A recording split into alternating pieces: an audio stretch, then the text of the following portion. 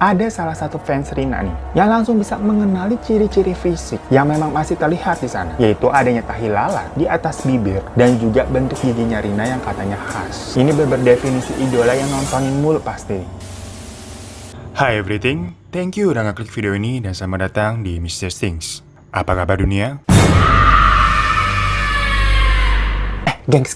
Kalian suka nontonin drama-drama atau anime yang episodenya banyak banget gak sih? Kayak anime One Piece yang episodenya ribuan kayak gini nih. Nah, biasanya gue nontonnya di aplikasi Loklok. Aplikasi nonton film yang lengkap banget nih. Buat kalian yang suka maraton film, aplikasi ini gokil banget, gengs. Wah, ini solusi banget buat kalian yang misalkan suka maraton nih, nontonin film-film atau K-drama terbaru. Karena di sini lengkap banget, gengs. Dari berbagai negara ada. Tuh, mau dari Hollywood, dari Korea, dari Cina, dari Jepang. Wih, sebanyak itu pilihannya. Dan kalau misalkan nih, kalian masuk ke kategori K-drama tuh.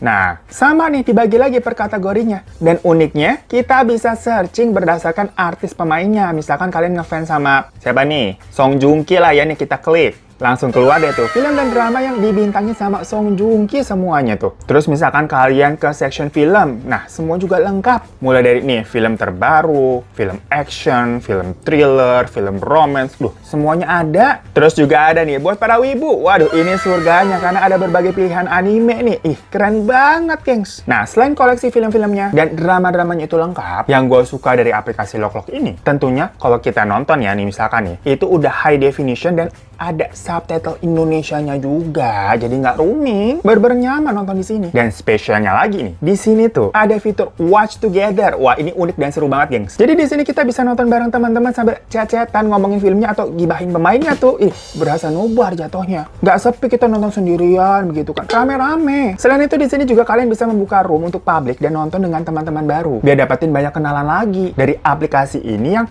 kita dapatnya teman kenalan barunya yang sefrekuensi. Karena kan selera filmnya sama tuh berarti. Bakalan nyambung, asik banget udah. Makanya buruan deh, download aplikasi Loklok dan gunain kode khusus untuk dapetin free akses VIP selama 7 hari. Yang semua infonya udah gue taruh tuh di bawah di deskripsi box. Jadi kalian cek-cek ya, dan buruan klik juga linknya. Nikmati deh berbagai film-film seru dari aplikasi Loklok. Konnichiwa, mantap jua! Gengs, kalau ngomongin masalah negara Jepang, biasanya terlintas tuh ya. Langsung mikirnya makanan yang enak-enak, budayanya yang unik banget, teknologi sama industri kendaraannya itu juga canggih-canggih. Atau buat yang bau-bau ibunya udah kecium ya dari jarak 5 meter, pastinya Jepang itu ibarat kata tempatnya surga anime dan manga. Tapi ada satu hal lagi nih dari Jepang yang populer banget di mata dunia. Apalagi kalau bukan Kimochi alias industri JAV, Japan Adult Video. Siapa nih yang suka koleksi videonya di handphone? Tapi jangan salah, gengs. Di sana hal-hal macam begitu jatuhnya legal ya. Karena masuknya memang ke dalam industri entertainment dewasa yang sampai ada undang-undangnya juga. Nggak main-main loh. Industri JAV ini sampai menyumbang sekitar 20% dari pemasukan negara Jepang. Dilihat dari data 2019-nya aja, itu memang menunjukkan kalau industri JAV ini nilainya lebih dari 7 miliar US dollar, gengs. Atau kalau dirupiahin berarti 100 triliunan tuh. Ya Allah, duit semua itu. Ngaku lu pada nyumbang berapa lu dari nilai total 100 triliun tadi? Perkara downloadin nih videonya. Dan fun fact-nya aja juga nih, rata-rata video-video JAV itu, kalau kalian pernah nonton, kelihatannya memang disensor di bagian tertentu. Yang memang lagi-lagi itu semua diatur dalam undang-undangnya. Kalau di sini kan ada semacam LSF atau lembaga sensor film, sama KPI itu yang tugasnya nyensor kayak ya si suka pakai baju renang aja disensor. Di Jepang juga sama. Ada badan khusus sensor untuk JAV-JAV ini, gengs. Namanya NEVA. Jadi misalkan nih, kalau tahu-tahu kalian nonton JAV yang kagak disensor, loh ini kok nggak disensor, katanya pada disensor. Nah, biasanya itu malah yang ilegal, gengs. Dan didistribusinya diedarin sama sindikat-sindikat macam Yakuza. Lah baru pada tahu kan lu? Jadi memang industri seperti ini diakui di sana, gengs. Makanya bintangnya atau artis JAV itu tidak dianggap sebagai hal yang memalukan atau aib di Jepang ya maksudnya. Karena mereka dianggapnya kayak artis biasa aja dan punya idola juga. Bayarannya pun dibilang cukup tinggi. Tapi katanya kalau cewek bayarannya lebih tinggi daripada artis prianya ya. Makanya nggak sedikit perempuan di sana tuh yang tergiur buat kerja di industri JAV ini. Bahkan misalkan kalau udah mau pensiun dari JAV, ya kayak namanya orang kan lama-lama bosen. Atau memang sudah berumur nih saingan yang muda-muda banyak gitu kayak gua.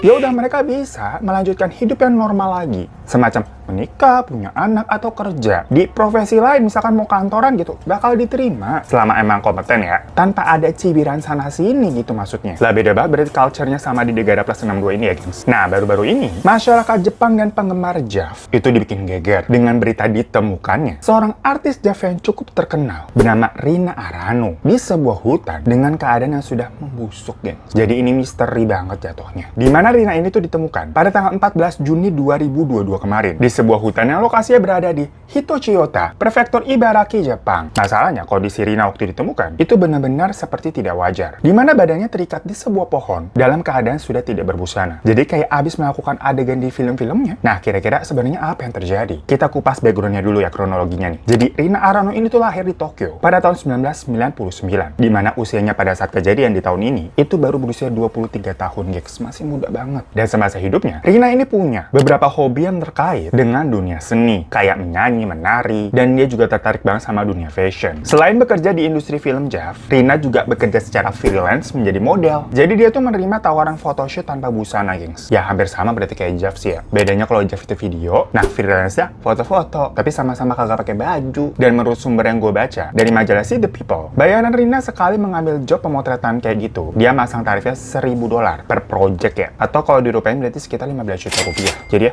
jepret 15 juta. Nah, semakin sering banyaknya judul-judul JAV yang dia bintangi dan foto-foto yang dia lakukan, otomatis namanya makin terkenal nih. Koneksinya juga makin luas dan makin banyak juga yang ngefans sama dia. Akhirnya diketahui, Rina ini juga sering mengambil job, yaitu menerima panggilan klien buat datang ke rumah mereka, gengs. Tapi ngerti kan maksudnya? Ngerti dong, masa nggak ngerti? Datang ke rumahnya nih, bukan niat mau silaturahmi atau goklin ya, gue gebuk loh. Dikatakan, kalau salah satu cara untuk menyewa jasa Rina, itu bisa dilakukan lewat DM-DM di sosial medianya. Pokoknya kalau Rina setuju, yaudah deal, bisa deh lanjut untuk ketemuan. Nah, suatu hari, Rina ini mendapatkan sebuah DM di Twitter dari seorang laki-laki berumur 33 tahun yang bernama Hiroyuki Sanpei. Hiroyuki ya denger ya, gengs, bukan Hirotada dan macem-macem loh. Ngadi-ngadi banget. Pokoknya Hiroyuki ini diketahui profesinya, yaitu sebagai pegawai kantoran. Tapi katanya sih, dia itu juga berasal dari keluarga yang tajir, soalnya punya villa gede gitu. Nah, pokoknya setelah Rina dan Hiroyuki ini tuh DM-DM-an, pada hari Selasa tanggal 5 Juni 2022, mereka janjian deh tuh buat ketemuan. Lokasi janjian mereka itu tepatnya di stasiun kereta Mito di prefektur Ibaraki. Jadi inget HP Mito limbat zaman dulu ya, ada yang pernah pakai nggak lo? Aduh,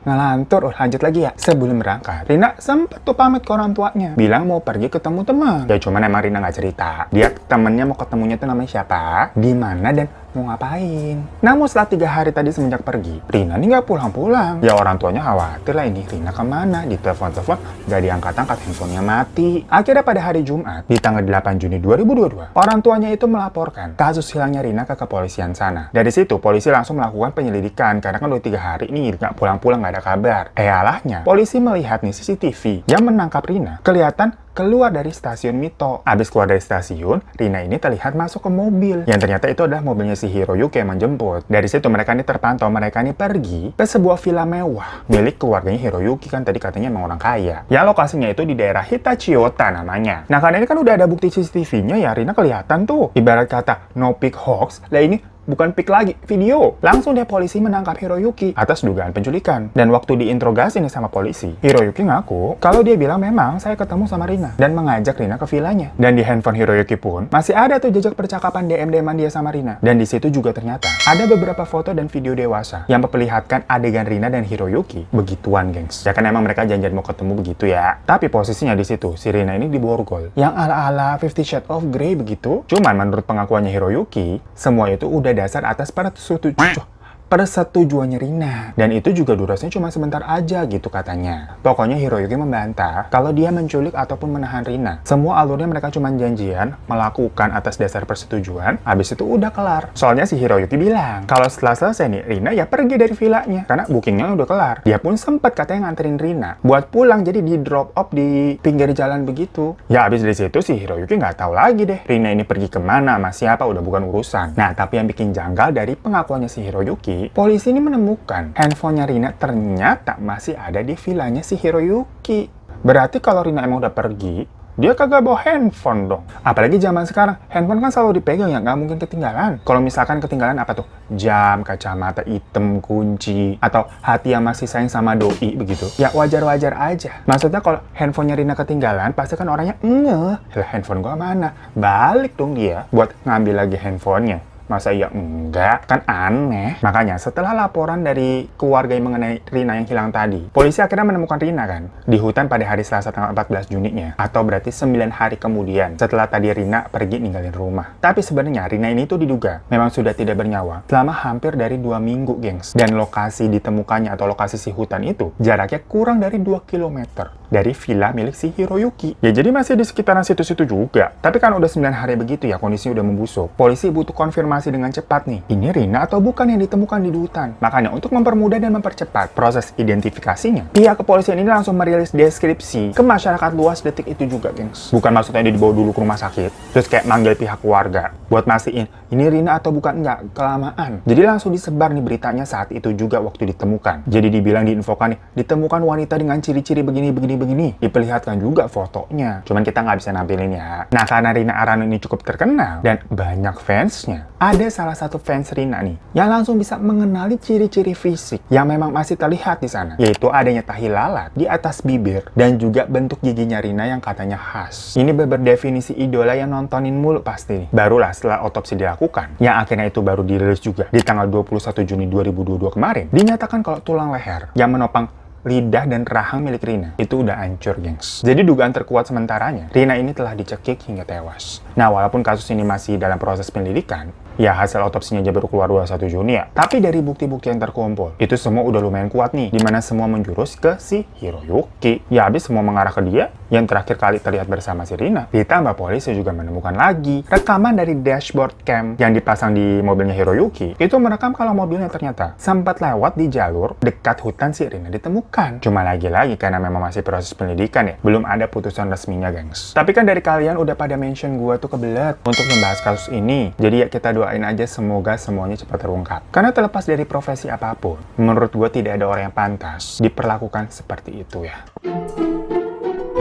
So guys, itu kronologi kasus requestan kalian semua. Yang gimana menurut kalian? Kira-kira apa benar Hiroyuki pelakunya? Ya yang jelas berarti profesi apapun, itu pasti ada aja resikonya ya. Walaupun tadi misalkan kayak, ya enak banget sekali foto 15 juta. Tapi kalau ketemu klien, modelan begitu ya, yang tega, mengambil nyawa sebesar apapun nominalnya, nggak bakal bisa balikin atau bayar kehidupan seseorang lah. Ya makanya bersyukur aja kita dapat kerjanya apa aja, yang penting bahagia dan halal begitu. Dan buat kalian yang mau nonton film-film, tapi ini film-film yang bener aja lah ya kita nontonnya ya, macam film-film populer dari seluruh dunia gitu atau K-drama yang lagi viral, langsung aja download Lock yang biasa, linknya ada di bawah. Sama di situ ada kode juga buat kalian bisa dapetin free access VIP selama 7 hari. Jadi buruan dipakai. Ya thank you semua yang udah nonton. Jangan lupa untuk klik subscribe-nya di bawah ya buat yang belum. Kalau udah, terima kasih banyak. Boleh minta like-nya juga dan jangan lupa follow Instagram gue @hirotaderivan. Sampai jumpa di kasus Mr. Sting selanjutnya. Assalamualaikum.